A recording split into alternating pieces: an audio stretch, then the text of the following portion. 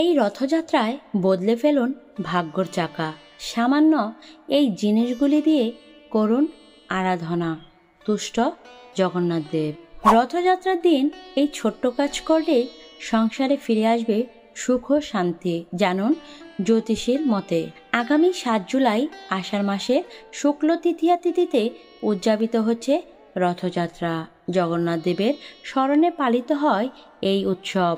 কথিত আছে, স্নানযাত্রার 15 দিন পর রথে চড়ে মাসির বাড়ি যান জগন্নাথ, বলরাম এবং সুভদ্রা। কিন্তু এই রথযাত্রার বিশেষ দিনে কোন কাজগুলি করবেন জানেন কি? এ ব্যাপারে জ্যোতিষী পূর্বালী গৃহশাস্ত্রী জানান, রথযাত্রার দিন গঙ্গা স্নান করুন আর অবশ্যই জগন্নাথ মন্ত্র জপ করুন। এছাড়া জগন্নাথ, বলরাম ও সুভদ্রার মূর্তিতে তুলসী এবং গোলাপের মালা দিন। এর সঙ্গে একটি গোটা ফল রাখুন। রথের দিন দান ধ্যান করলে শুভ ফল পাওয়া যায়। গরিব মানুষ কিংবা শিশুদের হাতে সাধ্যমতো খাবার দাবার তুলে দিন। এই দিন অত্যন্ত একবার রথের দড়ি টানার বা স্পর্শ করার চেষ্টা করুন, এতে পূর্ণ লাভ হয়। রথ টান হচ্ছে এই দৃশ্য দেখাও খুব শুভ।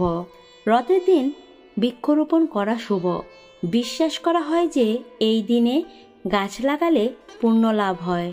রথের দিনে জগন্নাথ বিগ্রহের সামনে দাঁড়িয়ে জয় জগন্নাথ উচ্চারণ করলেও পূর্ণ অর্জন হয়। রথের দিন জলে নিমপাতা দিয়ে স্নান করলে জীবনের সকল বাধা বিপত্তি কেটে যায় এবং শরীর থেকে নেগেটিভ এনার্জি দূর হয়ে পজিটিভ এনার্জি ভরে ওঠে। তাই রথের দিন করুন এই কাজগুলি, তবেই জীবনের সমস্ত দুঃখ দুর্দশা দূর হবে। এবার জানব সোনার ঝাঁটা দিয়ে ঝাড় দেওয়া হয় রথের আগে। জেনে নিন জগন্নাথের রথ যাত্রার মাহাত্ম্য। হিন্দু ধর্মে ভগবান জগন্নাথ দেবের রথযাত্রার অনেক ধর্মীয় তাৎপর্য রয়েছে। প্রতি বছর আষাঢ় মাসের শুক্লপক্ষের দ্বিতীয়া তিথিতে এই যাত্রা শুরু হয়। এই যাত্রাটি গুড়িসারপুরীতে অবস্থিত জগন্নাথ মন্দির থেকে মহান আড়ম্বর ও জাঁকজমকের সঙ্গে বের করা হয়। এই মন্দিরটি 4টি পবিত্র স্থানের একটি। এই যাত্রা মোট 10 দিন ধরে চলে এবং এরপরে আষাঢ় শুক্লপক্ষের 11তম দিনে জগন্নাথ দেবের প্রত্যাবর্তনের মাধ্যমে এই যাত্রা শেষ হয়। এই যাত্রার অংশ নিতে দেশের বিভিন্ন প্রান্ত থেকে ভক্তরা আসেন।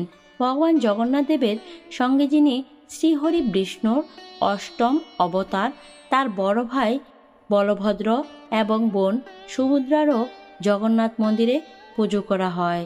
3টি মূর্তি জগন্নাথ মন্দিরে রয়েছে। এবার আসি জগন্নাথ যাত্রা কবে থেকে শুরু। এই বছর জগন্নাথ যাত্রা শুরু হবে 7 জুলাই 2024 থেকে 16 জুলাই 2024 পর্যন্ত।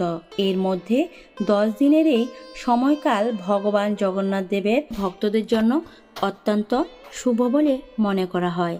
এ কারণেই এই যাত্রা দূর দূরান্ত থেকে ভক্তরা আসেন এবং অংশগ্রহণ করেন। আষাঢ় মাসের শুক্লপক্ষের দ্বিতীয় তিথিতে জগন্নাথ দেবের যাত্রার এই উৎসব শুরু হয়। বিশ্বাস অনুসারে ভগবান জগন্নাথের রথযাত্রার দিন অবশ্যই বৃষ্টি হয়।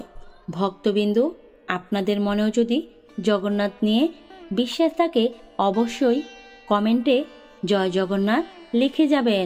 জয় জগন্নাথ, বলরাম সুভদ্রাজি কি জয়।